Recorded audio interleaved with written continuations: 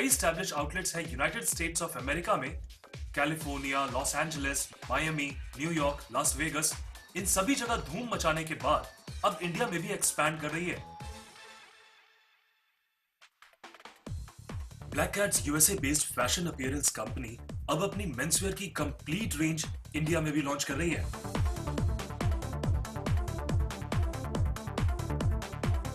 Black cats बनता है perfect and stylish menswear जो बनते हैं बेहतरीन हाई क्वालिटी फैब्रिक से।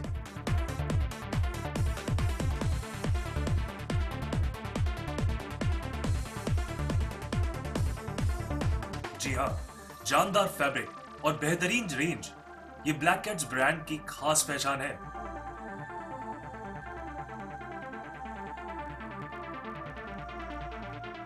ब्लैक कैट्स कंपनी लेकर आ रही है इंडिया में मेंसवेयर एक्सेसरीज की पूरी रेंज, जैसे कि Black Cats shirts,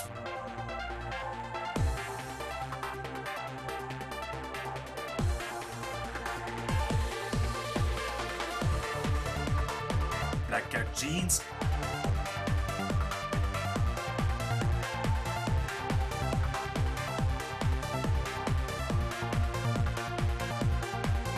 black Cats formals,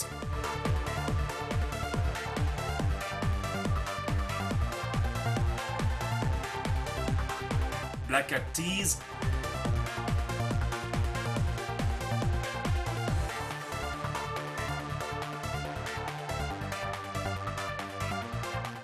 black Cats jackets,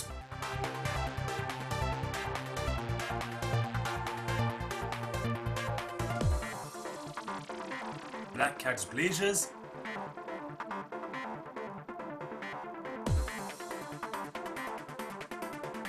Black Cats watches,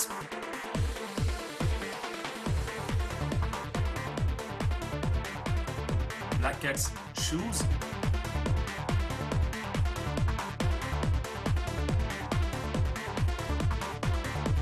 Black Cats sunglasses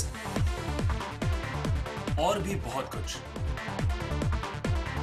black Cats की रेंज अब यूएसए या एयरपोर्ट पर ही नहीं बल्कि इंडिया के हर शहर में उपलब्ध होगी। कंपनी अपने आउटलेट पूरे इंडिया में खोलने जा रही है जिसमें मेंसवेयर की पूरी रेंज आपको भी मिल सकती है। जी हाँ, यूं तो बाजार में बिकने वाले हजारों ब्रांड्स हैं, लेकिन ब्लैक कैट्स की रेंज एक बेहतरीन रेंज है जो आपको देती है export quality and best price का कॉम्बिनेशन। और जो एक बार ब्लैक कैट्स ब्रांड को यूज करते हैं वो कहलाते हैं द परफेक्ट मैन। अगर आपके पास अच्छी लोकेशन पर अच्छा शोरूम है तो आप भी ब्लैक कैट्स की फ्रेंचाइजी के लिए अप्लाई कर सकते हैं। ये हमारे एग्जीक्यूटिव से स्क्रीन पर आ रहे नंबर पर बात कर सकते हैं। आप चाहे तो स्क्रीन पर आ रहे नंबर पर एसएमएस भी कर सकते हैं। और अधिक जानकारी के लिए लॉग इन करें www.blackcats.in पे।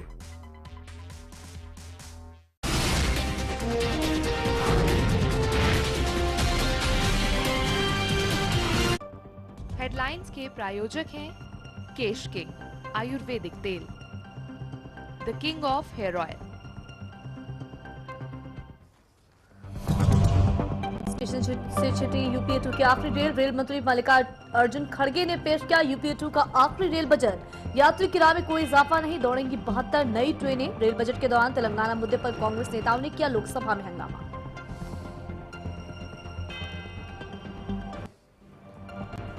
केजरीवाल को उपराज्यपाल का झटका, जन लोकपाल के लिए रामलीला मैदान में नहीं होगी विशेष सत्र की कार्रवाई।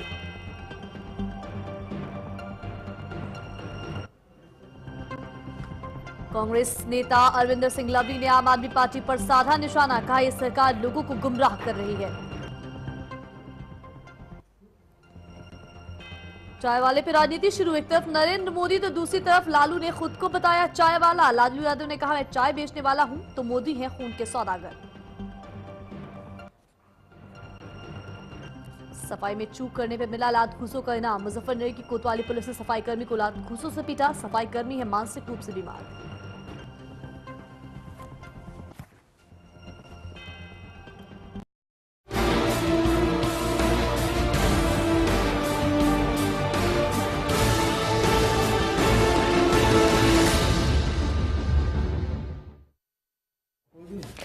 नमस्कार, बेबाक बहस देख रहे हैं आप। मैं हूं गीतांजलि शर्मा। पहली बार रेल मंत्री बने मल्लिकार्जुन खड़गे ने यूपीए 2 का आखिरी रेल बजट पेश किया। यह अंतरिम रेल बजट सिर्फ 4 महीनों के लिए होगा। क्या निकाला रेल मंत्री ने अपने पिटारे से, इसी पर चर्चा करेंगे। आज की हमारी खास पेशकश, रेल बजट से यात्रियों को कितनी राहत।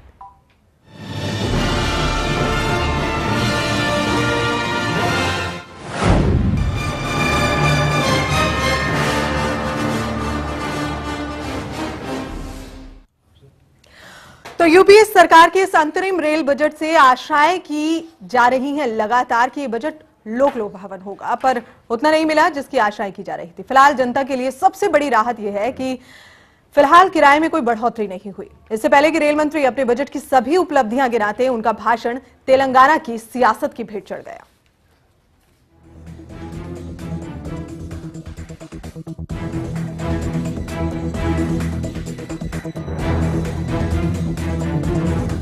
तेलंगाना की सियासत के बीच रेल मंत्री मल्लिकार्जुन खड़गे ने संसद के पटल पर अंतरिम रेलवे बजट पेश किया।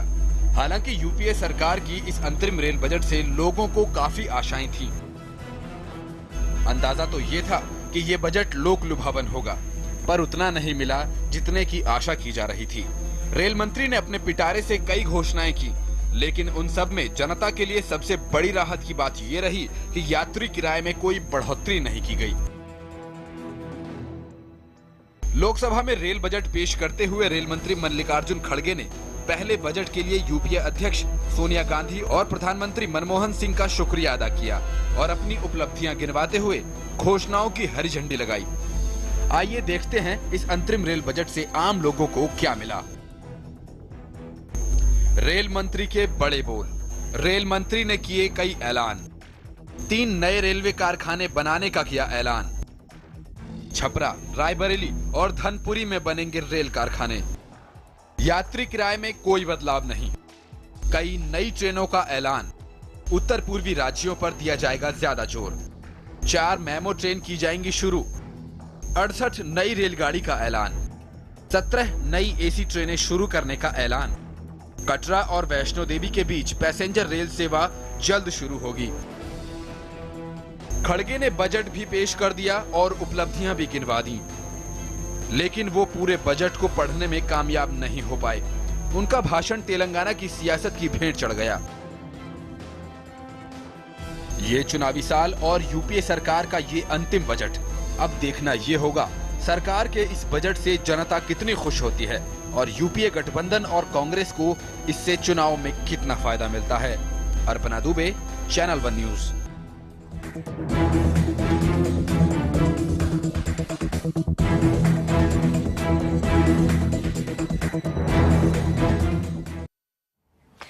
तो किस तरह का है ये रेल बजट और क्या कुछ इससे लोगों को सुविधाएं मिलेंगी और लोग कितने निराश हैं या फिर खुश हैं, लगातार चर्चा करेंगे। और इस चर्चा के लिए हमारे साथ इस वक्त स्टूडियो में मौजूद हैं सुलेमान मोहम्मद, नेता कांग्रेस हमारे साथ में मौजूद हैं, डॉक्टर पी के चौबे अर्थशास्त्री हमारे साथ में मौजूद हैं और मनोज वर्मा वरिष्ठ पत्रकार भी हमारे साथ में मौजूद हैं। मनोज जी, सबसे पहला सवाल आपसे, क्या इस रेल बजट से जितनी उम्मीदें जनता कर रही थी कहीं ना कहीं, क्या वो पूरी हुई हैं? क्या कहेंगे रेल बजट? देखिए, जनता को तो उम्मीदें थी किराए ना बढ़े। मैं कहूंगा इस नाते किराए नहीं बढ़े, ये एक अच्छी बात है। लेकिन इस बजट से कोई बहुत ज्यादा उम्मीद इसलिए नहीं थी। ये 4 महीने का बजट है, एक प्रकार का अंतरिम रेल बजट होता है, क्योंकि अगले 2-3 महीने में लोकसभा चुनाव होने वाले हैं। तो कुल मिलाकर मैं इस बजट को अगर कहूं तो सरकार ने कोई जोखिम लेना जरूरी नहीं समझा इसमें, चुनावों को देखते हुए कि कोई अतिरिक्त कर जनता पे डाले किराए में बढ़ोतरी करके। तो एक तरह से किराए में बढ़ोतरी नहीं हुई, ये जनता के लिए एक अच्छी खबर है। और कई नई ट्रेनें भी चलाने की बात कही है मल्लिकार्जुन साहब ने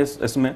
तो कुल मिलाकर अगर इसे कहूं कि 50-50 चुनावी भी हो चुनावी नहीं भी है तो बराबर हम कहेंगे इस जनता के लिए। बिल्कुल। और ये जो रेल बजट है, कहीं ना कहीं बिल्कुल सही कहा आपने कि किराए में बढ़ोतरी नहीं की, लेकिन कुल मिला के यहाँ चौबे जी आपसे अब जानना चाहेंगे कि जिस तरह से ये रेल बजट पेश किया गया, आप किस तरह से इस रेल बजट को देख रहे हैं? मैं रेल बजट को पॉजिटिव दृष्टि से देखता हूँ। सबसे बड़ी बात तो ये है कि जैसा वर्मा जी ने कहा, भाई 3-4 महीनों के लिए ही वोट ऑन अकाउंट लिया गया है, पर साल भर की एक संकल्पना भी सामने रखी गई है। जी। तो ऑपरेटिंग रेशियो में अगर आप सुधार कर सकते हैं, जो उन्होंने थोड़ा सा किया है, तो उसकी वजह से आप ये कर सकते हैं कि आप अपने ऑब्लिगेशंस भी पूरे कर सकते हैं और किराया नहीं भी बढ़ा सकते हैं। मेरे ख्याल से ये पहले आदमी नीतीश कुमार थे जिन्होंने कहा कि अगर बिना किराए बढ़ाए हमारे वॉल्यूम में परिवर्तन हो जाता है तो वो हमारा जो उद्देश्य है वो पूरा होता है। एक कमर्शियल ऑर्गेनाइजेशन के नाते ये जरूरी है कि वो कुछ कमाएं, इसमें दो राय नहीं है, लेकिन मोनोपोली का फायदा नहीं उठाएं, क्योंकि अगर आप मोनोपोली हैं तो आप फायदा उठा सकते हैं और सरकार का उद्देश्य वो नहीं होना चाहिए। जो सोशल डिमांड्स हैं, जैसे नॉर्थ ईस्ट में या जम्मू कश्मीर में जो डेवलपमेंट के काम करने चाहिए थे, ये एक कंटिन्यूएशन की प्रक्रिया है और उसको अच्छे तरह से अंजाम दिया गया। उसमें जो थोड़ा बहुत सुधार करना चाहिए था वो किया गया है। लेकिन जो सबसे महत्वपूर्ण बात हुई है वो यह कि अभी तक किराए में जो वृद्धि होती थी या नहीं होती थी, वो किस आधार पर आप बढ़ाएंगे, किस आधार पर नहीं बढ़ाएंगे, ये तय नहीं था। तो एक इशारा किया गया है, जो आने वाली सरकार जो भी बने वो शायद उससे वापस नहीं जा सकती, डिले हो सकता है, और वो यह है इंडियन रेल टैरिफ अथॉरिटी का गठन की जो बात कही गई है, उससे एक ट्रांसपेरेंसी आएगी कि आखिर आप किसी भी वर्ग के किराए को बढ़ाते हैं तो किस फॉर्मूले के तहत बढ़ाते हैं, और एक अच्छी सी बहस होगी, दूसरे लोग भी अपना विचार रखेंगे। तो ये उन्होंने कहा कि हमने चिलमन हटा दिया है या चिलमन गिरा दिया है, एक जो बहुत बड़ा स्वीकारोक्ति है इस बात की कि अभी तक ये बात छुपी रहती थी कि हम किराए बढ़ाते कैसे हैं, लेकिन अब ये सामने आएगी तो हमारे सामने और भी पैरामीटर्स खुल करके आएंगे जिस पर भी हम समझ सकेंगे कि ऑपरेटिंग रेशियो किस तरफ जा रहा है, किस चीज पर खर्च ज्यादा हो रहा है, कहाँ हमारी समस्याएं आ रही हैं, रिसोर्सेज कहाँ से उगाए जा रहे हैं, ये चीजें सामने आएंगी। और वो कह रहे हैं कि हम सब स्टेक होल्डर से बात करेंगे, तो इसका मतलब अथॉरिटी के जब रूल्स लिखे जाएंगे तो इसमें स्टेक होल्डर्स की भी बात आएगी। ये मैं समझता हूँ सबसे महत्वपूर्ण कदम इस बजट का है। बाकी मार्जिनल जो सुधार हुए हैं वो ठीक हैं, और मेरे ख्याल से एक बजट एक कंटिन्यूएशन होता है, पुरानी बहुत सारी स्कीम्स होती हैं, चल रही होती हैं, उसे अचानक ठप नहीं किया जा सकता। तो कोई भी सरकार आती है वो मार्जिनल इधर उधर करती है, पर उसको उस बड़े पिक्चर को आगे बढ़ाना होता है, और वो सामान्यता होता है। और यहाँ सुलेमान जी, अब आपसे भी प्रश्न, क्योंकि पहली बार रेल मंत्री बने हैं मल्लिकार्जुन खड़गे, और यूपीए 2 का चूंकि आखिरी रेल बजट है, जनता को जाहिर सी बात है कि काफी उम्मीदें, दो प्रतिक्रियाएं आप सुन चुके हैं, क्या कहेंगे? देखिए, मैं सबसे पहले तो ये कहना चाहता हूँ कि ये जो हमारा इंडियन रेलवे है, जो पूरा हमारा रेलवे लाइन और पूरा सिस्टम है, मिनिस्ट्री है, ये एशिया का सबसे बड़ा है। 11,000 ट्रेन हैं, 7500 स्टेशन हैं, 1 लाख किलोमीटर रोज ट्रेनें दौड़ती हैं, 63,000 किलोमीटर का ट्रैक है। उसमें इस बजट में जो सबसे अच्छी बातें हैं, सबसे बड़ी बात तो यह है फेयर नहीं बढ़ा है। दूसरी बात, 17 प्रीमियम ट्रेनें हमने नई लॉन्च करी हैं, 39 एक्सप्रेस ट्रेनें हमने लॉन्च करी हैं, 10 पैसेंजर ट्रेन हमने लॉन्च करी हैं। और बहुत बढ़िया बात अभी हमारे पैनलिस्ट ने ये बात कही, और ये बहुत बड़ा हाईलाइट है इस बजट का और बहुत बड़ी उपलब्धि है कि इंडियन रेल टैरिफ अथॉरिटी कायम करी गई है, फॉर्म करी गई है, गवर्नमेंट ऑफ इंडिया ने, रेल मिनिस्ट्री ने सेटअप की है। उसके हिसाब से टैरिफ तय हो पाएगा, रेगुलेट हो पाएगा टैरिफ, ये रेगुलेटरी बॉडी है एक तरह से, और जो स्टेक होल्डर है उनसे भी पूछा जाएगा और रेलवे के इंटरेस्ट को भी देखा जाएगा। तो ये जो रेल टैरिफ अथॉरिटी आएगी, ये बहुत इंपॉर्टेंट स्टेप है। उसके साथ साथ रेलवे को आईटी को रेलवे में ज्यादा महत्व देना, कि टिकटिंग आपकी ऑनलाइन हो रही है, आपकी ट्रेन लेट है तो एसएमएस आना है, तो आईटी का भी इसमें रोल बढ़ाया जा रहा है, जिससे ज्यादा चीजें स्मूथ और इजी हो जनता की सिक्योरिटी के लिए ट्रेन में। लेकिन क्या वाकई बजट और रेल यात्रियों की जो सुविधाएं हैं जो मिलनी चाहिए, क्या वाकई उसका पूरी तरह से एक पूरा जिक्र और पूरा इसमें कुछ देखा गया है? इस तरह से लगता है आपको कि तैयार किया गया है? क्योंकि यात्रियों की सुविधाओं की कई बार बात होती है, लेकिन मैं बता रहा हूँ आपको। देखिए, ऐसा है, बहुत सी यात्रियों की सुविधाओं के लिए सबसे पहले उनकी सेफ्टी सिक्योरिटी के लिए काफी इंतजाम ट्रेन में, फायर एक्सटिंग्विशर्स के तौर पे और चीजें उसके तौर पे, नए एक्सीलेटर्स तैयार करे गए। इस बजट में मेंशन्ड है कि जब यात्री उतरे तो एक्सीलेटर्स है नए, और आहार सेंटर जो है, फूड स्टॉल्स जो हैं, वो गवर्नमेंट ने नई सेटअप करी, इस बजट में मेंशन्ड है। उसके साथ साथ कटरा और वैष्णो देवी को कनेक्ट किया जम्मू कश्मीर में रेल से इस बार, और नॉर्थ ईस्ट में मेघालय से और अरुणाचल प्रदेश को और मेघालय को लिंक किया गया रेलवे से। तो ये बहुत बड़ी उपलब्धि है। पिछले बजट में हमने 11 किलोमीटर बड़ा वो ट्रैक था जिससे हमने बानीहाल को कश्मीर में बातों का जिसका जिक्र अभी सुलेमान जी कर रहे हैं कि वाकई इसे बहुत बड़ी उपलब्धि माना जाए इस रेल बजट। देखिए, इस बजट को कोई भी कह सकता, बजट बहुत अच्छा है कि जनता के हिसाब से बहुत अच्छा बजट बनाया गया है, लेकिन हम पिछला एक साल देखें तो समय समय पे किराए में बढ़ोतरी पहले ही कर दी गई। बिल्कुल, ये पहला सच है जिसे मानना पड़ेगा हमारे कांग्रेस के साथी को। दूसरी चीज ये है कि जिस तरह रिजर्वेशन पॉलिसी को बदला गया, वो भी पिछले साल हमने देखा बदल दिया गया। तो इस बजट से पहले ही सरकार ने कुछ कड़े फैसले ले लिए थे, और हम इस बजट को अगर देखें तो कह सकते हैं एक प्रकार से सरकार ने ऐसा लोक लुभावना थोड़ा सा बजट बनाने की कोशिश की है कि जिससे कोई उसे खतरा ना हो चुनावी दृष्टि से। जैसे उसमें उन्होंने जिक्र किया साहब रेल किराए नहीं बढ़ाए जाएं, ऑनलाइन ट्रैकिंग की बात की गई है कि जिससे पता लगे कि ट्रेन कहां पहुंची, कब आएगी, कब जाएगी, क्योंकि यात्रियों को सबसे बड़ी जो समस्या रही है ट्रेन का समय का नहीं पता लगता है। 6-6 घंटे 12-12 घंटे ट्रेनें रद्द होती हैं और लोग बेचारे प्लेटफॉर्म पर पड़े रहते हैं। तो इसमें कई चीजों का ऐसा ख्याल रखा गया है। तो कह सकते हैं चुनावी दृष्टि से एक सरकार ने ऐसा बजट पेश करने की कोशिश की है जो ये दिखाने की कोशिश करे कि सरकार आम आदमी को एड्रेस कर रही है, उसकी जो रेल से जुड़ी समस्याएं हैं उनको सुलझाने के प्रति वो गंभीर है। वैसे अगर हम देखें तो कल राहुल गांधी जब नई दिल्ली रेलवे स्टेशन पर गए थे, उन्होंने जब कुलियों से बात की थी तब ये संदेश दे दिया था कि वो रेलवे को लेकर गंभीर हैं। अगर हम देखें पिछले कुछ सालों को तो रेल बजट जो है या रेल मंत्रालय जो है वो एक चुनावी मंत्रालय बन गया। लालू जी रेल मंत्री बने तो सारी ट्रेनें बिहार, ममता जी बनी तो सारी ट्रेनें बंगाल, सारी योजनाएं वहां। बिल्कुल बिल्कुल। इस बार मैं तो कुल मिला के जनता की सुविधाओं की बात यहाँ की जा रही है, लेकिन कहीं ना कहीं जो चुनावी स्टंट है वो इसमें साफ तौर पर देखा जा रहा है। हमारे साथ इस वक्त जुड़ चुके हैं मनीष कुमार, पत्रकार हमारे साथ में जुड़ चुके हैं। मनीष जी, चर्चा में चूंकि आप अभी अभी बने हैं हमारे साथ में, लगातार ये प्रतिक्रियाएं तो सुन रहे होंगे आप रेल बजट पर, आप किस तरह से इस रेल बजट को देख रहे हैं? देखिए, मुझे ये लगता है कि जो बजट होता है वो सिर्फ लेखा जोखा ही नहीं बल्कि सरकार का एक विजन भी उसमें नजर आना चाहिए। उस लिहाज से ये बजट ये बिल्कुल ही निराशाजनक है। निराशाजनक कई मायनों में है। एक कि जो बातें अभी कही जा रही हैं, एक तो आपने एक जो अथॉरिटी बनाया है ये इसको ये समझना है कि ये बेसिकली एक छलावा है। जैसा कि हमारे कुछ मित्र बता रहे थे अभी कि पॉलिटिकल मंत्रालय था। ऑब्वियसली पॉलिटिकल मंत्रालय होता है, हर मंत्रालय पॉलिटिकल होता है और चुनाव से पहले हम ये एक्सपेक्ट करते हैं कि लोगों को कुछ राहत मिले। लेकिन जो ये अथॉरिटी बनी है ये रेगुलेट करने की बात नहीं है, ये आप समझिए इसे। ये आइंदे सरकार ये कह सकती है अब कि भाई हमने किराया नहीं बढ़ाया, सुविधाएं बढ़ती है नहीं बढ़ती है इसकी जिम्मेदारी तो सरकार की है। लेकिन जब भी किराया बढ़ता था तो सरकार, बहुत सारे गठबंधन टूटे हैं किराया बढ़ाने के नाम पे, चाहे पेट्रोलियम मिनिस्ट्री है, आपने पेट्रोल को जिस तरह से आपने जो अपने हाथ से गंवा दिया, आप इसे फुल्ली प्राइवेटाइज तो नहीं कर सकते, हालांकि आपने शुरू कर दिया है। लेकिन जो आपने इस तरह के जो खेल खेला है कि ताकि आप कल अगर दाम बढ़ते हैं, किराए बढ़ते हैं, तो सरकार ये कह सकती कि भाई अथॉरिटी ने डिसीजन दिया है, लेकिन ये अलग बात है। दूसरी बात, जो मूल समस्या है इस देश में ट्रेन को लेकर के, जो रेलवे मंत्रालय, पता नहीं अभी तक किसी सरकार ने, किसी रेल मंत्री ने इस बारे में सोचा नहीं कि अगर मान लीजिए मेरे पास पैसे हैं और मुझे कोई इमरजेंसी है, अभी मैं जाना चाहता हूं, पटना जाना चाहता हूं, मैं कोलकाता जाना चाहता हूं, मुंबई जाना चाहता हूं, क्या मुझे रेडिली वो रिजर्वेशन मिल सकता है? आज का, कल का, परसों का, एक सप्ताह के बाद का? नहीं मिल सकता। क्यों नहीं मिल सकता?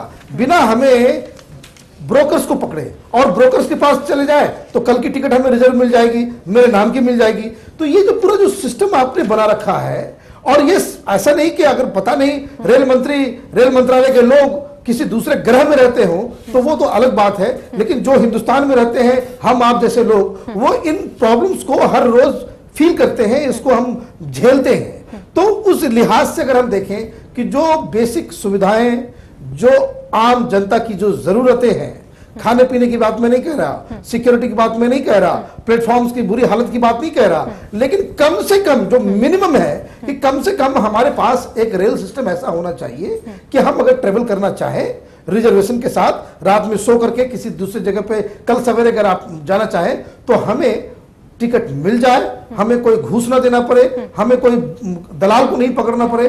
कम से कम ये तो बेसिक नेसेसिटी है। जी, पता नहीं अब तक तो हो नहीं पाया है। बिल्कुल मनीष जी, जो आप जानना चाहते हैं, सुलेमान मोहम्मद हमारे साथ में बैठे हैं, नेता कांग्रेस। मैं जवाब देना चाहूंगा। पहले आपने रेल टैरिफ अथॉरिटी के बारे में कहा, ये एक रेगुलेटरी बॉडी है और ये दोनों तरफ का इंटरेस्ट देखेगी, स्टेक होल्डर्स का भी देखेगी, रेलवे का भी देखेगी। अगर इस तरह हम सोचने लगे कि भाई उनसे किराया बढ़वा देंगे तो कभी कोई रेगुलेटरी अथॉरिटी बन ही नहीं पाएगी।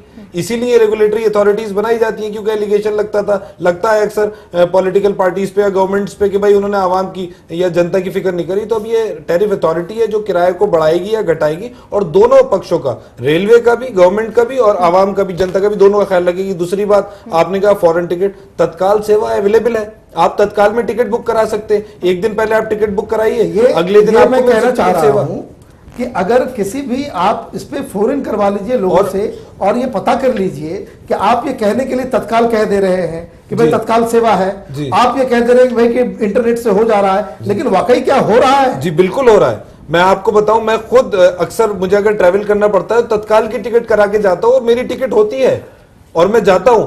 आप पता नहीं क्यों ऐसी बात कर रहे हैं। एक पॉजिटिव स्टेप है तत्काल सेवा या इंस्टेंट टिकट, उसको रेलवे ने एक फैसिलिटी दी है, एक सुविधा दी है जनता को, तो उसको यूज करना चाहिए। और जनता क्यों यूज करती है इमरजेंसी सिचुएशंस में? आप ये नहीं कह सकते कि देखिए हम इस बात को मना नहीं कर सकते, ये बात आम है, पूरी दुनिया जानती है, पूरा मुल्क जानता है कि कहीं ना कहीं करप्शन या कुछ ना कुछ है, कहीं ना कहीं टिकटिंग में, वो हम नहीं जानते, उसके लिए कोशिश होती है। लेकिन तत्काल सेवा किसी को अगर ट्रैवल करना है हो सकता है, लेकिन मुझे भी अगर तत्काल भी लेना होता है तो हमें किसी ब्रोकर को पकड़ना होता है। नहीं, मैं बिल्कुल नहीं मानूंगा। नहीं, सुलेमान जी आप इस बात से इनकार नहीं कर सकते। रेलवे में जो धांधली है वो कई बार उजागर होती है, और बिल्कुल सही कहा अभी मनीष मैं तत्काल सेवा का आपको बता सकता हूं, कई बार देखी जा सकती है, कई बार उजागर हुई है, लेकिन उसके लिए तो कोई ठोस कदम नहीं उठाए गए, वो लगातार चल रही है। मैं आपको बता दूं, जहां तक करप्शन की आप बात करें, भ्रष्टाचार की, कांग्रेस ये वाहिद पार्टी है जिसने राइट टू इन्फॉर्मेशन लाया, जिससे सारी चीजें पता चले। अब हम लोकपाल एंड लोकायुक्त एक्ट लाए, उस बिल के हिसाब से करप्शन सामने आएगा। 7 बिल और हमारे अभी पेंडिंग है, जिन बिल्स के हिसाब से और करप्शन क्रूसेड होगी।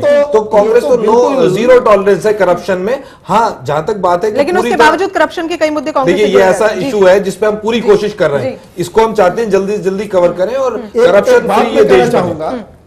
एक बात मैं कहना चाहूंगा कि कांग्रेस के जो नुमाइंदे हैं वो ये जो भाषण दे रहे हैं कि एक तो भ्रष्टाचार है, रेलवे में मतलब करप्शन है, और नितांत और ब्रेजन करप्शन है, आग के सामने है, और उसके बाद ये जो भाषण जो दिया जा रहा है, घोटी पिलाई जा रही है। नहीं, मैं कोई भाषण नहीं दे रहा हूं भैया, मैं कोई भाषण नहीं दे रहा हूं, ना ही हमने कोई ऐसा करा है। अगर कोई भ्रष्टाचार है, कोई करप्शन है, आगे कंप्लेंट अपनी फाइल करे, उसके ऊपर एक्शन होगा। एक ड्यू प्रोसेस ऑफ लॉ है, लॉ को फॉलो करना होता है। अगर करप्शन रिपोर्ट नहीं होगा तो फिर किस तरह से मालूम चलेगा? यहाँ हमारे साथ अनिल मित्तल, बीजेपी नेता, या किसी को भी आप बिल्कुल मनीष जी बीजेपी नेता अनिल मित्तल जी भी जुड़ चुके हैं, बीजेपी नेता इस वक्त, उनकी भी प्रतिक्रिया ले लेते हैं। अनिल जी क्या कहेंगे? रेल बजट पेश हुआ है और किस तरह से आप इस रेल बजट को देख रहे हैं? गीतांजलि जी हेलो जी ये पूर्णतया एक तरह से इलेक्शन स्टंट है, इलेक्शन ओरिएंटेड बजट है। 4 महीने के इंटरिम बजट में 72 नई रेलगाड़ियों की घोषणा की गई है। जो गाड़ियां पिछले बजट में घोषणा की गई थी उनको पूरा किया जाना चाहिए था। जो योजनाएं पिछले बजट में दी गई थी, जो वादे पिछले बजट में किए गए थे, उनको पूरा करने की दिशा में कोई काम नहीं हुआ है। करप्शन की बात बार बार करते हैं, राइट टू एजुकेशन की बात करते हैं, आरटीआई की बात करते हैं। मुझे समझ नहीं आता, ये कांग्रेस और उसकी जो डी पार्टी, आप आम आदमी पार्टी है, दोनों मिलकर के एक ही प्रकार का व्यवहार, एक ही प्रकार का इनका चलन हो गया है। जनता आरटीआई लगाए, जनता जानकारी प्राप्त करे, सरकार की जवाबदारी कहाँ है? सरकार क्यों नहीं इस बात को देखती कि करप्शन किस स्तर पे है? अनिल जी क्यों नहीं है? पिछले दिनों आरटीआई लगाती है, किसी तरह की कोई कमी है तो आप कंप्लेंट फाइल करें, ऐसा क्यों नहीं करते? नहीं, कंप्लेंट फाइल करने की जवाब नहीं मिलते हैं। कंप्लेंट फाइल करने की जवाब किस लिए है? तो सारी इंफॉर्मेशन मिलती है। मैं ये कहता हूँ कि भारतीय जनता पार्टी के नुमाइंदे यहाँ पर बोल रहे हैं 6 साल तक वो सेंटर में सरकार में रहे, उन्होंने क्यों नहीं आरटीआई लिया है? वो ये भी नहीं लाए, हम आरटीआई लाए 2005 में, तो सरकारी विभागों की बात आप लगातार भारतीय जनता पार्टी लेके आई थी। 2005 में हमारी सरकार में आरटीआई एक्ट बना है और हम ही ने इसको करप्शन का क्रूसेड सबसे पहले शुरू किया है। क्या कहेंगे? यहाँ आरटीआई की बात हो रही है, रेल बजट, लेकिन राइट टू इन्फॉर्मेशन का जिक्र यहाँ पर हो रहा है। और मैं एक चीज और बताना, पार्टी लेके आई थी जी बिल्कुल मनोज जी, लेकिन आरटीआई की आवश्यकता कब है? एक बात, सरकार इस प्रकार की नीतियां बनाए, सरकार इस प्रकार की नीतियां बनाए कि जनता को सुविधाएं दे सके, करप्शन ना हो इस देश में, सर सुविधा और जड़ें समाप्त करने की सर, ये रेल बजट की डिबेट है। करप्शन पे हमने लोकपाल कानून लाए हैं, 7 बिल पार्लियामेंट में पेंडिंग है, आप सपोर्ट करिए, पास कराइए वो बिल। आप आज यहाँ बोल रहे हैं आप वो बिल पास कराइए, 7 और करप्शन के बिल हमारे पेंडिंग है पार्लियामेंट में। दूसरी बात सुनिए, आप कह रहे थे नई ट्रेनें, 3 ट्रेनें ऐसी हैं जिसकी हमने रूट बढ़ाई है, 3 ट्रेनें ऐसी हैं जिनकी फ्रीक्वेंसी बढ़ाई है। और आप सुनिए आगे, कश्मीर को पिछली बार हमने लिंक किया था, 11.2 किलोमीटर लॉन्ग टनल था जिसको हमने बानिहाल को जोड़ा था कश्मीर से, वो भी एक उपलब्धि है। और कश्मीर के लिए एडवर्स कंडीशंस में खराब मौसम के लिए स्पेशल कोचेज हमने बनवाई है, बढ़ोतरी हुई है लोडिंग में। भैया निवेदन इनको रेल बजट पे लाइए। बिल्कुल बिल्कुल, रेल बजट की बात कर रहे हैं। चर्चा करनी हो तो सारे मुद्दे में मैं इनसे ज्यादा डिस्कस कर सकता हूं। जी इस वक्त रेल बजट की ही जो तमाम बातें हैं वही गिना रहे थे आप। वैसे फिलहाल यहाँ आज आप रेलवे में जी जी जी जी यहाँ अनिल जी आप रेल का सफर करने निकल जाइए, देश के किसी कोने में रेलवे की इतनी जमीन बेकार पड़ी है, खराब स्थिति में पड़ी है। आज रेलवे लाइन के साथ साथ गंदे नाले बह रहे हैं, रेलवे लाइन के साथ साथ जिस प्रकार का कूड़ों के ढेर लगे हुए हैं। अनिल साहब मैं आपको एक बात और बता दूं, हमारा टारगेट था 2200 किलोमीटर की रेलवे लाइन डालने का, 2200 किलोमीटर की रेलवे लाइन काम करने वाले कर्मचारियों की सुरक्षा है। 2000 किलोमीटर की रेलवे लाइन डालने का टारगेट था, हमने 2207 किलोमीटर रेलवे लाइन बिछा दी है। टारगेट भी हमने क्रॉस किया है। किलोमीटर की लाइन डाल दीजिए हमारे, लेकिन उन लाइनों के साथ टेन्योर में हुआ है गवर्नमेंट में, किसी ने नहीं बनाएंगे। और हमने कनेक्ट किया है कटरा और वैष्णो देवी को रेल से, अरुणाचल को और मेघालय को, नॉर्थ ईस्ट को रेल से। आईटी को हमने बढ़ावा दिया है, 72 नई ट्रेनें हमने इंट्रोड्यूस करी हैं, कोई किराया नहीं बढ़ा है। आप क्या चाहते हैं इंटरिम बजट में हम क्या करें? बंदो नई ट्रेनें इंट्रोड्यूस करने से कुछ नहीं होगा, ये ट्रेन दौड़ेगी का बिल्कुल।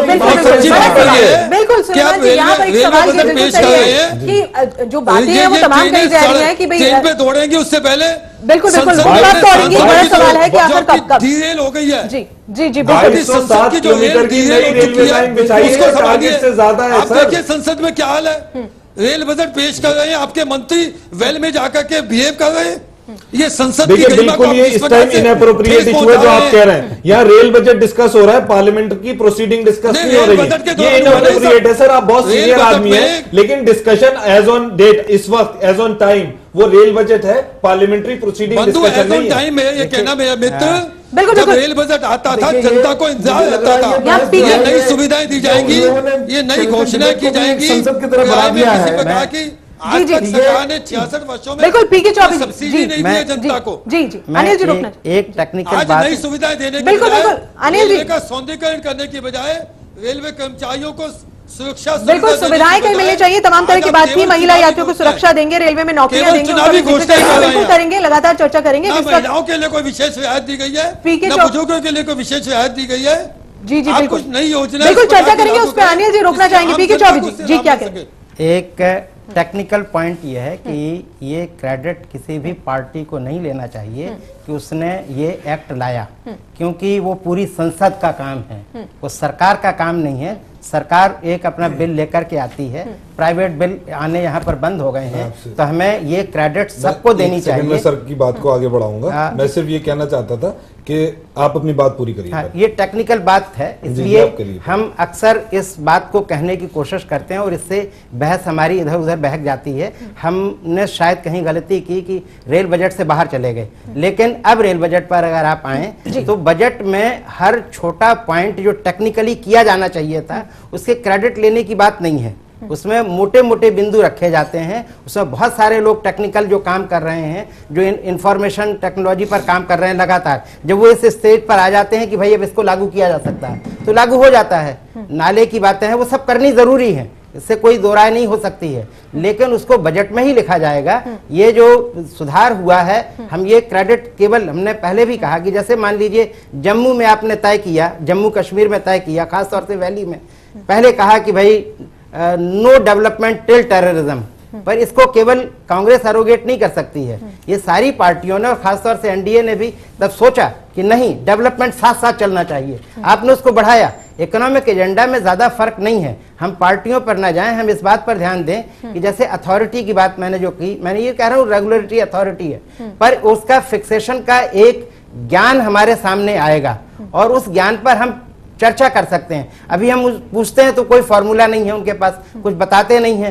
तो ये जो क्रॉस सब्सिडाइजेशन कौन सी चीजें हो रही हैं, हम लोगों को अंदाज है, वो इकोनॉमिस्ट लोग ज्यादातर जानते हैं कि भाई फ्रेट जो है पैसेंजर्स को सब्सिडाइज करता है, एसी जो है नॉन एसी पैसेंजर्स को सब्सिडाइज करते हैं, जनरल पैसेंजर्स आपके लोकल को सब्सिडाइज करते हैं। ये सब प्रोसेसेस हैं, मोटा मोटा ज्ञान है, समझ है। और जो हमारी नॉन कमर्शियल लाइंस हैं उनके लिए सरकार को अभी तो अलग से बजट नहीं बनता। अभी हम रेलवे मिनिस्ट्री को ही कहते हैं कि आप इसको एडजस्ट करिए।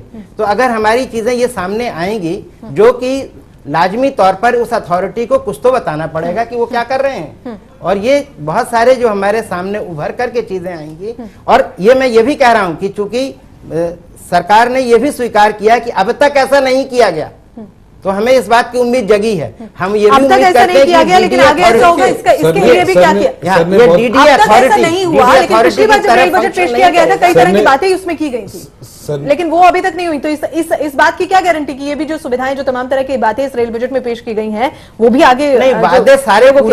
वायदे सारे पूरे किसी भी बजट के या किसी चीज के जो होते हैं, इसके लिए एक समिति या मान लो बना हुआ है कि आप पुराने को एग्जामिन करो। वो इस सामने हमारे नहीं आया है, लेकिन वो एक अलग से होती है। और हम लोग अक्सर पाते हैं कि उसमें बहुत सारी खामियां रही, जो उपलब्धियां हैं वो गिनाई गई हैं, जहां हम चूक गए हैं वो हमने नहीं कहा है, या बहुत सारी बातें नहीं कही है। तो इसमें कोई दो राय नहीं है, सेफ्टी के मेजर्स हैं आपको लेने हैं। फ्रेट कॉरिडोर्स जो पहले से चल रहा है, ये कोई इसी बजट की बात नहीं है। अगर दोनों फ्रेट कॉरिडोर्स आपके जल्दी तैयार हो जाते हैं तो पैसेंजर के लिए आपके एक्सेस लाइन कैपेसिटी तैयार हो जाएगी, और वो जो उसका ओवरहॉल है वो अच्छा हो जाएगा। जाहिर सी बात है कि इकोनॉमी को इम्प्रूव करने की दृष्टि से भी ये बात जरूरी हो जाएगी। और हम केवल पैसेंजर पर नहीं देखें, पूरी इकोनॉमी के लिए सोचें, क्योंकि फ्रेट जो है ज्यादा महत्वपूर्ण है। इसके लिए तो कोई सब्स्टिट्यूट है भी। Railway is not a good substitute, trucks are not good substitute for freight. तो एक मतलब रेंजेस हैं उनकी, और फ्रेट के जो सब्स्टिट्यूट करने की बात है, यानी आप इकोनॉमिकल अगर मूव करेंगे, एनवायरमेंटली अच्छा होगा, तो रेलवे के ऊपर जिम्मेदारी बहुत है और करना चाहिए उनको। बिल्कुल जिम्मेदारी है, करना चाहिए, लेकिन और अगर उस दिशा में वो कदम उठा रहे हैं, एक बड़ा सवाल जरूर बना हुआ है। इनएडिक्वेसी की बात करें, लेकिन उसको स्वागत की तरह लें। बिल्कुल जाहिर तौर पर, लेकिन इस बजट में और भी कुछ है और लगातार इस बजट पर ही चर्चा करेंगे। फिलहाल एक छोटे से ब्रेक के लिए रुक रहे हैं, जल्द।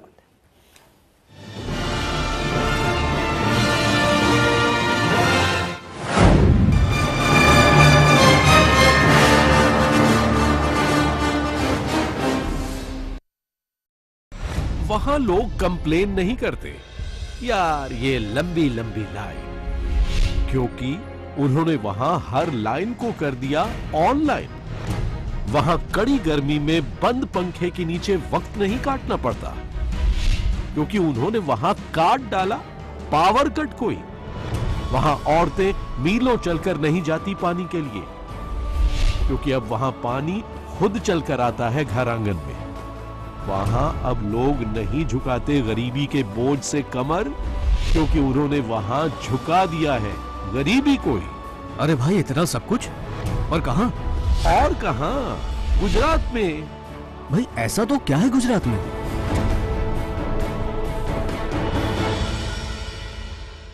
डॉक्टर ऑर्थो इतना असरदार कि अब दर्द भी घुटने टेकेगा। उत्तर प्रदेश सरकार इंटर पास गरीब छात्राओं की उच्च शिक्षा के लिए कन्या विद्याधन योजना चला रही है, जिसमें 20,000 रूपए की धनराशि दी जाएगी। अब तक 6 लाख से अधिक छात्राएं इस योजना का लाभ पा चुकी हैं। अधिक जानकारी के लिए संबंधित जिला विद्यालय निरीक्षक से संपर्क करें। सूचना एवं जनसंपर्क विभाग उत्तर प्रदेश द्वारा जनहित में जारी।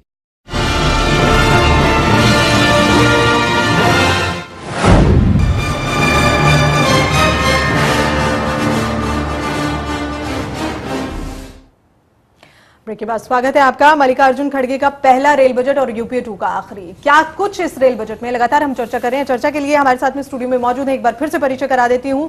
अनिल मित्तल बीजेपी नेता हमारे साथ में मौजूद है, सुलेमान मोहम्मद नेता कांग्रेस, डॉक्टर पीके चौबे अर्थशास्त्री हमारे साथ मौजूद है, मनीष कुमार पत्रकार और मनोज वर्मा वरिष्ठ पत्रकार भी हमारे साथ में मौजूद है। लगातार चर्चा हम जारी अपनी रखते हैं।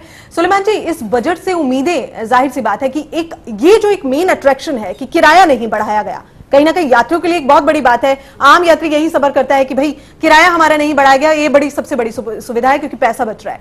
लेकिन यात्रियों का यह भी कहना है कि भले किराए में बढ़ोतरी की जाए लेकिन सुविधाएं तो मिले, सुरक्षा तो मिले, लेकिन सुविधाएं और सुरक्षा का ही कहीं ना कहीं जो कमी है वो जाहिर तौर पर रेलवे में देखी जाती है। उसके लिए क्या कुछ इस रेल बजट? देखिए, जहां तक सुरक्षा की बात है, मैंने आपको बताया सुरक्षा के इंतजाम बजट में पूरे इनंसिएट किए गए, पूरे डिटेल दिए गए। उसके साथ साथ मैं आपको बता दूं, जो करीबन 5000 क्रॉसिंग्स थी जो अनमैन्ड थी, जो रुकावट नहीं थी, उनकी मैनिंग करी गई है और कहीं ना कहीं उनको क्रॉसिंग को पूरा किया गया है या हर्डलिंग की गई है, और वो भी एक सेफ्टी का एस्पेक्ट है रेलवे में, तो उस पर भी काम किया गया है। जहां तक सुविधाओं की आप बात कर रही हैं, सुविधाओं में आता है कि यात्री आराम से ट्रेन में सफर कर सके, कहीं गाड़ी ट्रेन रुके स्टेशन पे तो खाने का अच्छा इंतजाम हो, आहार स्टेशन हैं, एस्केलेटर्स हमने बनाए हैं। उसके साथ साथ जो हमने 72 नई गाड़ियां शुरू करी हैं, उसमें 17 प्रीमियम ट्रेन हैं, 39 एक्सप्रेस ट्रेन हैं, 10 पैसेंजर ट्रेन है। और ये एक तरफ नहीं है कि जैसे आप पहले कह रहे थे सारी ट्रेनें बिहार हो गई या बंगाल हो गई।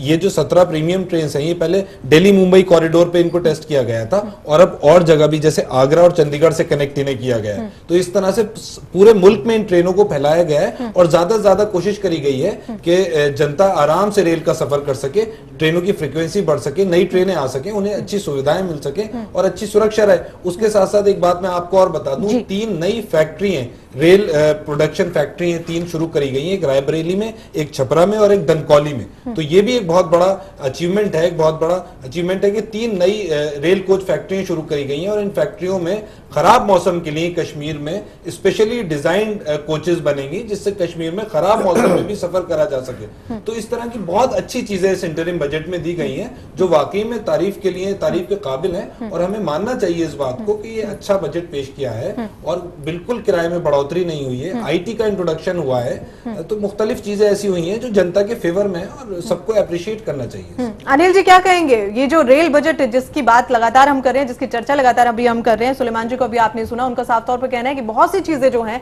वो शुरू की जाएंगी, जो शुरू नहीं हुई हैं उन पर भी लगातार काम चल रहा है।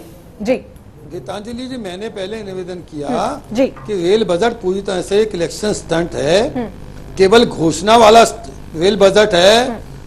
आपने कहा कि नई फैक्ट्रियां लगाई जाएंगी, सुलेमान जी ने काम भी गिनाया। आप जी जी नहीं, काम गिनाए, मैंने आपसे प्रश्न किया आज कुलियों की सुरक्षा के लिए, रेल कर्मचारियों की सुरक्षा के लिए, यात्रियों की सुरक्षा के लिए कौन सी नई योजनाएं बनाई गई हैं, कौन सी उनकी बीमा की गारंटी दी गई है, कहां पे रेलवे का सौंदर्यीकरण करने की बात की गई है।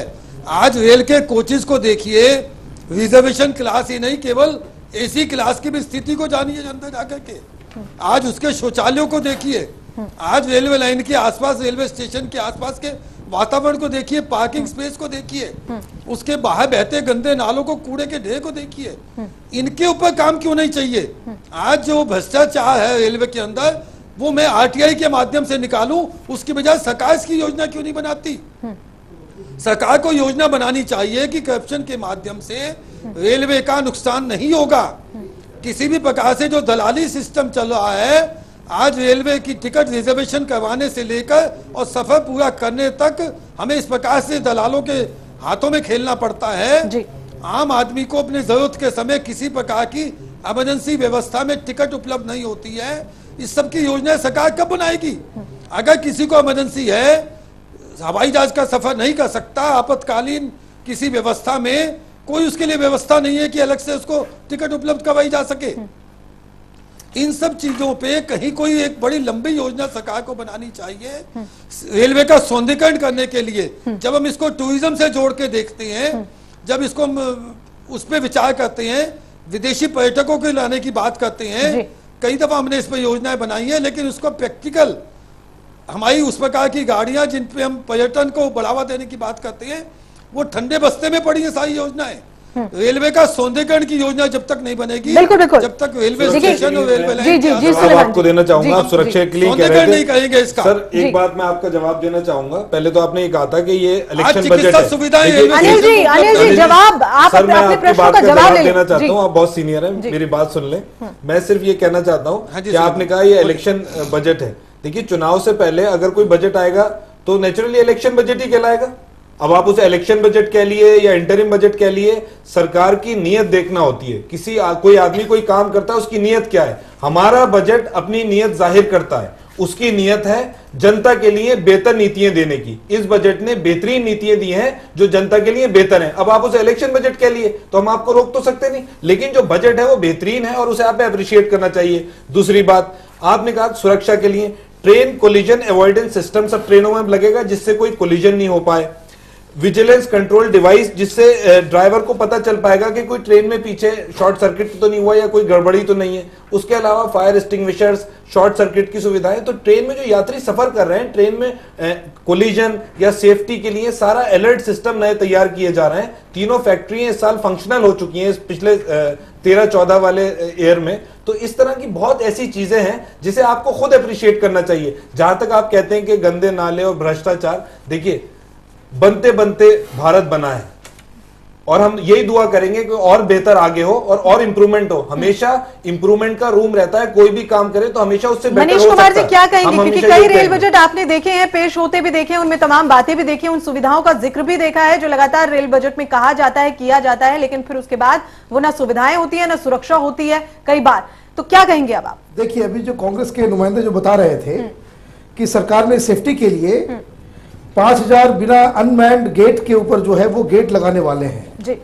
तो इसको आप जरा सा रिवर्स लॉजिक समझिए इसका, कि 10 साल सरकार चलने के बाद, क्योंकि ये आखिरी बजट है, तो ये भी हमें एक आकलन भी है कि 10 साल कांग्रेस पार्टी सरकार चलाने के बाद ये हमें बताया जा रहा है कि देश के 5000 जो गेट्स हैं गुमटी के क्रॉसिंग्स के, वो अभी भी अनमैन्ड है, वो खुले हुए हैं। एक दूसरी बात, 10 साल में आज ये बताया जा रहा है कि अभी भी जो है कि एंटी कोलिजन जो डिवाइसेस हैं वो अभी नहीं लगे हैं। 10 साल के बाद ये बताया जा रहा है कि ट्रेन में कहीं आग लगे तो ड्राइवर को मालूम चल जाए तो उसकी व्यवस्था की जा रही है। ये देखिए बेसिकली है क्या, आप ये लगाए जा चुके हैं पिछले कई सालों में। टोटल हमने 5000 मैन किए हैं जो क्रॉसिंग अनमैन्ड की गई है और ये टीसीएस सिस्टम बनाए गए हैं। आप ये मत कहिए सोच रही है 10 साल से सरकार करते करते कर रही है। आप देखिए निगेटिव बात कह रहे हैं, ऐसा नहीं है। 5400 अनमैन्ड थी, मैन कर दी गई है पिछले 5 साल में। यही ना सुनने की वजह से ये परेशानी हो रही है। ना सुनने की बात नहीं, आप गलत बात कह रहे हैं। मैंने ये बात कही नहीं है कि इस साल करा है, मैंने कहा 5400 है वो 5400 मैन करी गई है जो अनमैन्ड थी। नहीं तो ये सेफ्टी मेजर्स लिए गए बजट में जो डिटेल है वो हमने बताया। सुलेमान जी मुझे खत्म कर लेने दीजिए। जी जी, मैं ये कह रहा हूं कि ये बेसिकली जो है जो सरकार चलाने का जो अंदाज रहा है वो बिल्कुल ही अनइमेजिनेटिव। आप हमें इस चीज का ज्ञान नहीं दें, देश की जनता को ना बताए, खास करके टेलीविजन डिबेट्स में, कि आप जो है उसको जो है आईटी से जोड़ रहे हैं। आईटी से आप ऐसा कौन सा कमाल कर रहे हैं जो दूसरे देशों में नहीं चल रहा? तो आप क्या चाहते हैं नहीं जोड़े? मुझे एक चीज बताइए। आप चाहते हैं नहीं जोड़े? हम नहीं बिल्कुल चाहते हैं, बिल्कुल चाहते हैं, लेकिन सुविधाओं के लिए आईटी से जोड़ा गया है। सुनिए, 10 साल पीछे की टेक्नोलॉजी लेकर के 10 साल पीछे की टेक्नोलॉजी लेकर के आप उसको अभी इंप्लीमेंट कर रहे हो और उसके लिए आप वाहवाही मांग रहे हो, तो मेरे ऐसे लोग जो पढ़े लिखे, तो आप ये कहना चाहते हैं जो हमने कर दिया वो गलत किया, नहीं देंगे। आप उसके लिए सरकार की बुराई करना चाहते हैं? आप ये चाहते हैं कि जो हमने कर दिया वो गलत किया, हम उसे खत्म कर दें? आप लोग, आपकी राय से सरकार नहीं चलेगी। सरकार चलेगी जनता की सुविधाओं के लिए। हम ये देखेंगे जनता को सुविधा किसमें, वो हम काम करेंगे। अगर जनता को हमारी सुविधाएं और नीतियां पसंद आएगी, हमें वोट करेगी, नहीं आएंगी वोट नहीं करेगी। साफ बात है। आपने जो बात कही, आपकी राय पे या आपकी निगेटिव बात पे आपको चीज में पॉजिटिविटी देखना चाहिए, आपने उसमें निगेटिविटी निकाली है। ये कांग्रेस पार्टी की लाइन हो सकती है कि आप हर चीज में हरा हरा देखें। नहीं, जैसे बरसात में जो है जो चीज पॉजिटिव है, जो काम अच्छा हुआ है उसकी तारीफ करिए। आप एक इंडिपेंडेंट आदमी की तरह, जो अगर हम लोग तो क्रिटिक है। सर मैं आपको एक बात बताता हूँ, कहेंगे आप क्रिटिक है, मैं मानता हूँ आपकी बात, आप क्रिटिक है। सर बात सुनिए, आप अगर भारतीय जनता पार्टी से होते हैं तो मैं आपकी बात को समझता, लेकिन आप इंडिपेंडेंट आदमी हैं। जो काम अच्छा हुआ है उसकी तारीफ करिए और जो कमी है वो बताइए। अच्छी बात मैं कैसे मान लूं अगर मैं पुरानी दिल्ली रेलवे स्टेशन, ये तो आपका बायस एटीट्यूड है सर। आपने मान लिया कि आपको बुराई करना है, अच्छे काम की भी तो आप बुराई करेंगे, पॉजिटिव चीज को भी आपको निगेटिव करना है तो आप करें। मुझे टिकट लेना होता है तो मुझे ब्रोकर सर मैं अथॉरिटी से कह रहा हूं, मैं तत्काल से टिकट लेता हूं, मुझे टिकट मिलती है। तो भाई ये सिर्फ आपको मिल मैं सकती है, आपको बता रहा हूं। लीडर है, आप कांग्रेस की लीडर है। नहीं, मैं खुद लाइन में लग के भी टिकट ले चुका हूं, मैं खुद लाइन में लग के भी टिकट लेता हूं। मैं टिकट लिया हूं, मैंने उसके ऐसा नहीं है, आप देखिए सब जगह परेशानी नहीं है, हो सकती है, मैं मानता हूं। मेरे जैसे लोगों को, देश में पत्रकार को भी परेशानी हो रही टिकट लेने में। नहीं, और लोगों को भी होती है, लेकिन ऐसा नहीं है, ये सिस्टम ही खत्म है, तत्काल सुविधा के लिए दिया गया है।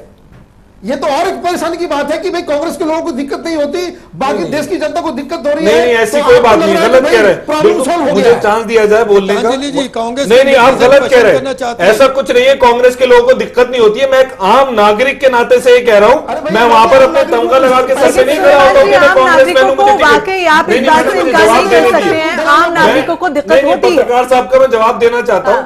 मैं सर वहां पर अपने ऊपर यहाँ पर तमगा लगा के नहीं जाता हूँ कि मैं कांग्रेस मैन हूँ, मैं वहां एक आम नागरिक की तरह लाइन में खड़े होकर तत्काल का टिकट लेता हूं। आम लोगों को दिक्कत होती है, आप इस बात से इनकार नहीं कर सकते हैं। और जहां तक आम नागरिक की बात है, मैं आपको बता दूं, आम नागरिक की सुविधाओं की बातें आप कर रहे हैं, लेकिन आम लोगों को, आम नागरिक को, जहां तक बात, यात्रियों को निगेटिव बात आप कर रहे हैं, इस तरह से बात हो नहीं सकती है। आप जवाब नहीं देने दे रहे हैं। बात यह है कि तत्काल एक सेवा है जिसे लोग यूज करते हैं, उसमें कमी हो सकती है, लेकिन आप उसे बिल्कुल नकार नहीं सकते। ये एक बहुत अच्छी सुविधा है जिससे लोगों को तुरंत टिकट मिल जाता है और लोग उसे यूज करते हैं। जहां तक भ्रष्टाचार की बात है, एक मैनेज है सोसाइटी में, लेकिन अगर ऐसा है तो लोग पैसा देकर टिकट लेने पर क्यों मजबूर?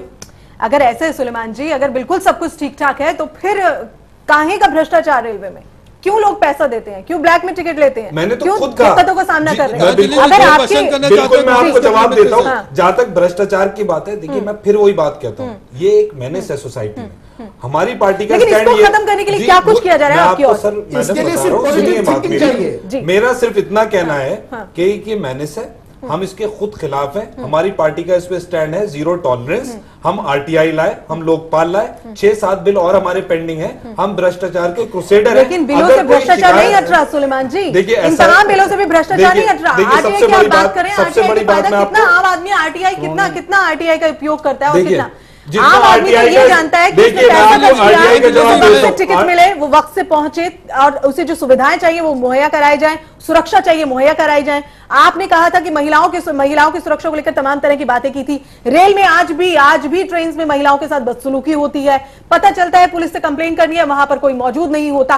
तमाम तरह की बातें, कैसे आप कह सकते हैं कि ये पूरी तरह जवाब मैं आपको देता हूं। देखिए, जहां तक आरटीआई का आप कह रहे थे, लोगों ने आरटीआई को इस्तेमाल करके 2005 से जो सरकारी महकमे की एक बात भी आपको पता नहीं हो सकती थी, पूरा सरकारी महकमा आपकी आंखों के सामने आ जाता है अगर कोई ढंग से आरटीआई का इस्तेमाल करे। पहली चीज, और ये सब जानते हैं और ये प्रूव्ड बात है। आरटीआई की आप तमाम तरह की बातें करें, लेकिन उन सुविधाओं की बातें यहाँ पर हम करना चाहते हैं। मैंने आपका आरटीआई का जवाब दिया। जहां तक सुविधाओं की बात है, पूरे बजट में तमाम सुविधाएं ऐसी हैं जो जनता के लिए बहुत अच्छी हैं। जो पॉजिटिव चीजें हैं उसे आप अप्रिशिएट करिए, जो कमी है अगर आप कहते हैं तो उसे इंप्रूव करा जाएगा आगे। लेकिन जो पॉजिटिविटी है उसे तो आदमी अप्रिशिएट करे।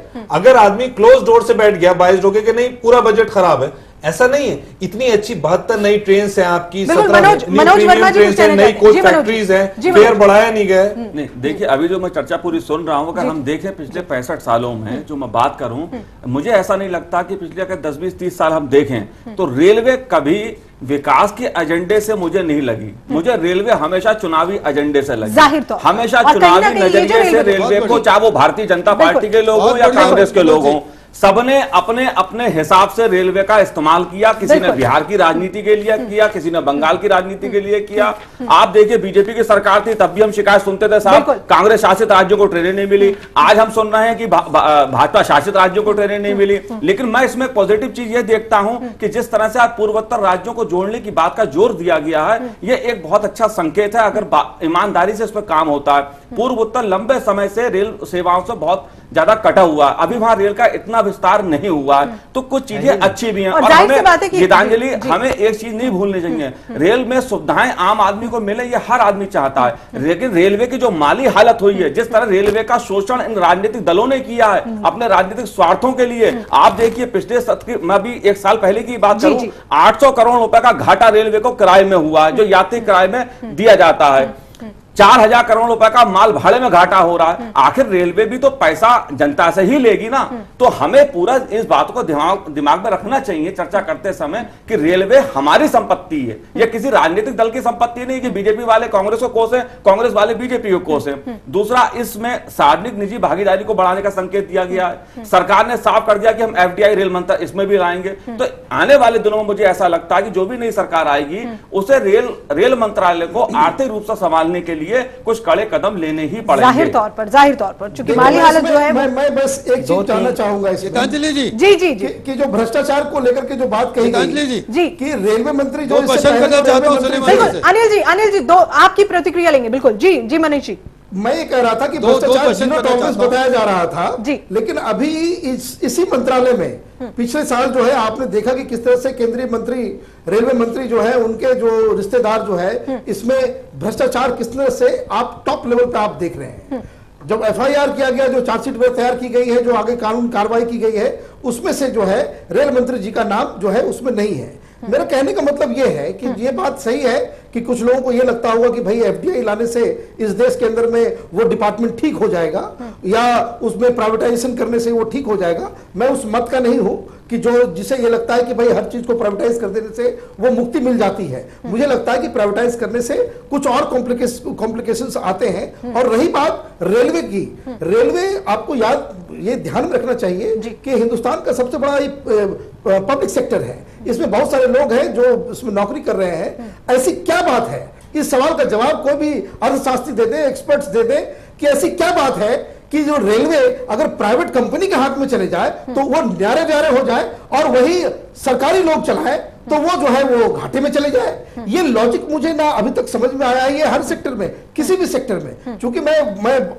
बिल्कुल ही FDI या प्राइवेटाइजेशन के खिलाफ मैंने अपने विचार रखता हूं, लेकिन इस बात के जो लोग प्रवर्तक हैं इसके कि प्राइवेटाइजेशन से जो है प्रॉब्लम सॉल्व हो जाएगा, ये मुझे सवाल जी इसका जवाब बेहतर दे पाएंगे। ऐसे कौन से पंख लगे होते हैं प्राइवेट लोगों को कि उसके जो है उससे वो बिल्कुल उबर जाएगा। मनीष जी आपकी बात का जवाब सुलेमान जी से ही ले लेते हैं। पहले तो उन्होंने कहा कि रेल मंत्री को क्लीन चिट मिल गई। हमारे पुराने जो रेल मंत्री थे, देखिए वो तो एक कानूनी प्रक्रिया है मनीष जी।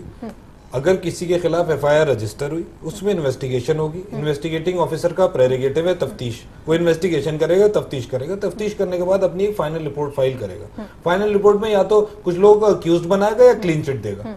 रेल मंत्री साहब को क्लीन चिट मिली क्योंकि उनका कोई इन्वॉल्वमेंट ही नहीं था, बेसलेस एलिगेशन थी। जिस तरह से राजा को क्लीन चिट दे दी गई थी, देखिए जिस तरह से कलमाडी को क्लीन चिट दे दी गई, एक तो व्यक्ति विशेष का और मनीष जी ये मुद्दा जो है उससे कहीं ना कहीं भटकाव आ रहे हैं। रेल बजट की बात हो रही है। मैं कह रहा था कि आप हर पॉजिटिव चीज में नेगेटिव चीज, आपने पहले रेल बजट की नेगेटिविटी, अब आपने सारे केसेस की बात शुरू कर दी। मैंने आपको कानूनी प्रक्रिया बताई। रेल मंत्री जी को क्लीन चिट मिल गई, वो कानून की नजर में बेगुनाह है। अब आज की डेट में आप ये कहें, आज की डेट में उनका कोई कहीं इन्वॉल्वमेंट नहीं है। कानून कोई सिस्टम है, सिस्टम के हिसाब से माना जाएगा या मेरे आपके कहने से क्या होगा? जो कानून ने कहा वो माना जाएगा। चौबे जी क्या आप मानते हैं वाकई 10 साल से लगातार जो रेल बजट की तमाम तब्दीलियां हैं वो भी देखी हैं आपने भी जाहिर तौर पर, और कई बातें, कई चीजें, कई लोक लुभावन वादे इस बार भी हुए हैं, पहले भी हुए हैं। क्या कहेंगे आप, क्या वाकई उनको पूरा किया जाता है? कहीं ना कहीं आम जनता उससे कहीं ना कहीं वंचित नहीं रह जाती? नहीं, पहली बात तो ये है कि सरकार, ये जो हमारा फेज है हिस्ट्री का, उसमें सरकार को हम काम बढ़ाते गए और सरकार उसको एक्सेप्ट करती गई, तो हमारी उससे अपेक्षाएं भी बढ़ती गई और सरकार उनको पूरा नहीं कर पाती, हम सवाल उठाते हैं। पहले कभी जब बहुत कम सरकार के पास या राज्य के पास काम होता था, राज्य कुछ नया काम कर देते थे, राज्य की तारीफ हो जाती थी। अशोक और अकबर की तारीफ इसलिए हो जाती थी कि उन्होंने जिम्मेदारी नहीं ली थी कुछ वेलफेयर के काम करने की, और उन्होंने वेलफेयर के काम कर दिए तो तारीफ हो गई। पर अगर हमने वेलफेयर के काम लिए तो हमें उन्हें अंजाम देना पड़ेगा।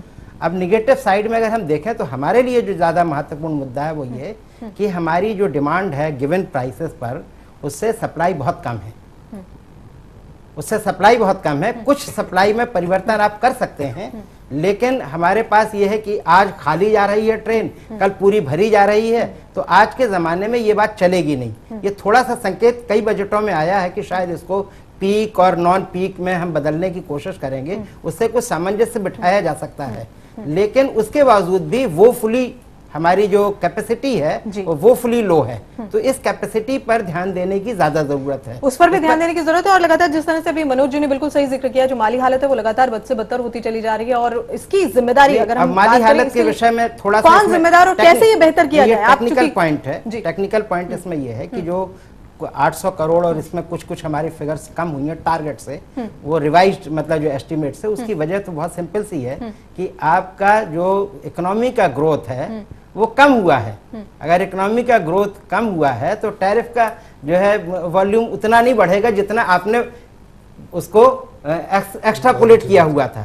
तो जो हमने एक्स्ट्रापोलेट किया हुआ था सारे सेक्टर्स में हुआ, और एक सेक्टर का दूसरे सेक्टर पर असर पड़ता है, तो इनकी ये कमी तो रहेगी और इसको इन्हें स्वीकार करना चाहिए था, स्वीकार नहीं किया, ये एक अलग बात है, वो हम पॉजिटिव पक्ष दिखाते रहे। अब रही बात कि हम मतलब एक इंडिफरेंस और एक होता है पार्शियलिटी, तो कोई बजट अगर इम्पार्शियल नहीं रहा है तो हम इस बजट से भी इम्पार्शियल होने की उम्मीद नहीं करते। पहली बार 1974 अगर मैं ठीक से याद कर रहा हूँ तो पहली बार ये चार्ज लगा था कमलापत त्रिपाठी पर कि उन्होंने बनारस से एक दिल्ली के लिए और एक बंबई के लिए ट्रेन चला दी, फिर चाहे वो माधवराव सिंधिया आए हो, चाहे वो हमारे ममता हो, लालू जाफर शरीफ आए हो, जबकि उन्होंने यूनिगेज का अच्छा काम किया, ममता हो, लालू हो, बहुत सारी चीजें हैं। तो और यह फैक्ट्री कहाँ कहाँ लगी है ये हमें सब नजर आता है। इवन इस बजट में अगर आप सारी ट्रेन को पढ़ेंगे तो यशवंतपुर की फ्रीक्वेंसी ज्यादा आपको नजर आएगी। तो वो चार्ज मतलब चूंकि सब पर लागू है, वो किसी भी पार्टी से बाहर है।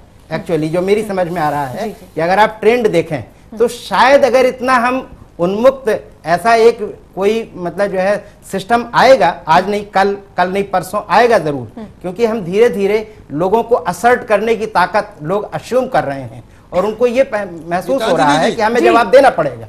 जी बिल्कुल। अनिल जी यहाँ कुछ कह रहे हैं। जी अनिल जी। गीतांजलि जी, मैं दो प्रश्न करना चाहता हूँ अपने कांग्रेस के मित्र से। जी जी जी कि जब यूपीए 1 का पहला बजट आया था, रेल बजट, उसमें घोषणा की गई थी, यूपीए 2 के भी पहले बजट में घोषणा की गई थी कि देश की सभी रेलवे लाइंस पे जितने क्रॉसिंग्स हैं सबको सुरक्षा प्रदान की जाएगी। आज इनको पुनः 5000 ऐसे क्रॉसिंग्स को सुरक्षा देने की बात कर रहे हैं। कब तक ये इसी प्रकार से बुलावे में जनता को रखेंगे? बिल्कुल। दूसरा प्रश्न, ये आरटीआई की बात करते हैं, लोकायुक्त की बात करके भ्रष्टाचार को मिटाने की बात करते हैं।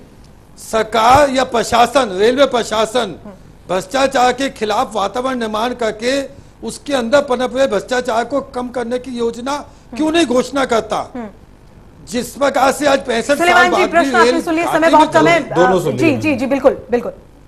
रेलवे जिस प्रकार से बिल्कुल अनिल जी आपके प्रश्न सुन लिए सुलेमान जी ने, बिल्कुल उत्तर की प्रतीक्षा कर रहे हैं। पहला प्रश्न आपने पूछा कि पहला प्रश्न आपका था अनिल जी, मेरे जहन से यूपीए 2 की घोषणा। हाँ, घोषणा Manning of the railway crossing आप कह रहे थे, ये एकदम आप कह रहे हैं ना, एकदम हो गई, एकदम नहीं, 5-7 साल के वक्फे में 5400 रेलवे लाइन जो थी वो मैन हो गई, जिन्हें सुरक्षा प्रदान कर दी गई। सारी पूरी कर देंगे। डॉक्टर नील साहब, मैं आपसे मैं कहना चाहूंगा, हमने ओवर द टाइम अपने रिजीम में, अपने कार्यकाल में इतनी सुरक्षा प्रदान करी है, 5400 रेलवे लाइन मैन कर दिए हैं। आप अपना टाइम याद कर लिए, आपके आंकड़े आप बयान भी नहीं कर पाएंगे टीवी पे, ऐसे नहीं, आपके आंकड़े ऐसे आप बयान भी नहीं कर पाएंगे। हम तो इतने कॉन्फिडेंस से अपने आंकड़े आपके सामने आप बयान भी नहीं कर पाएंगे। अंदाजा लगाइए, जो हथियार हमने घाटे का अंदाजा लगाइए। तो बड़ी बात हो गई कि आप उनको बोलेंगे, वो आपको बोलेंगे, तमाम राजनीतिक दलों के बीच में आम जनता पिसती जाएगी। 1 साल में नहीं, हमने 5-6 साल के पीरियड में ये मैनिंग करी है और सुरक्षा प्रदान करी है, और भी हमने सेफ्टी मेजर्स लिए उसके लिए। तो ये अप्रिशिएट करना चाहिए। आपको डिबेट नहीं बनाना चाहिए। अच्छा किया, समय बहुत कम है। मैं सभी जितने भी हमारे गेस्ट जुड़े हैं सबसे एक प्रतिक्रिया चाहूंगी छोटी छोटी। मनोज जी क्या कहेंगे आप इस रेल बजट पर और ये तमाम जो डिबेट आपने? जी मनोज जी आपसे। मुझे ऐसा लगता है कि इस बजट को थोड़ा हमें मिक्स उसमें देखना चाहिए। चुनाव है तो चुनावी बजट होगा।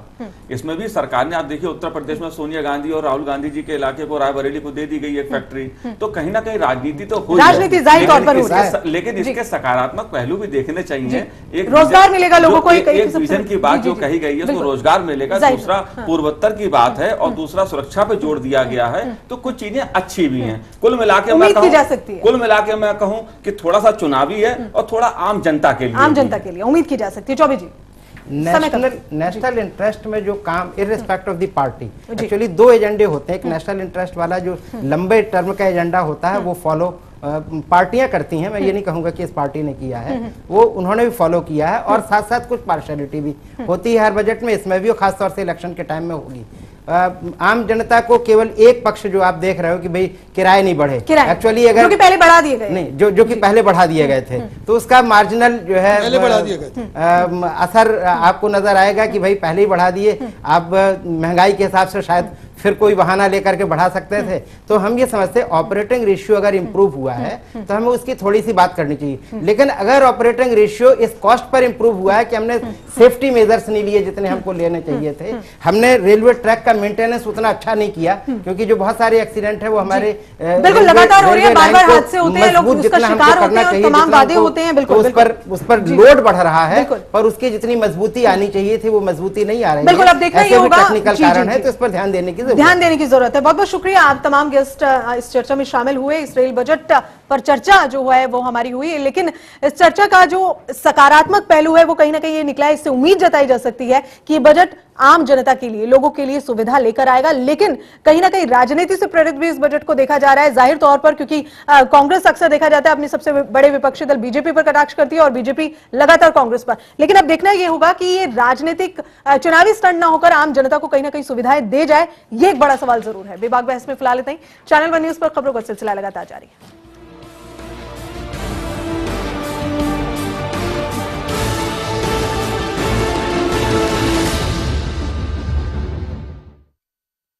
ये है एक बहुत ही बड़ी पाठशाला। यहाँ किसी ने प्लास्टिक को मोड़ना सीखा तो किसी ने मशीनों को जोड़ना सीखा। जहाँ गांव के किसानों ने गुलाब उगाना सीखा, वहीं शहर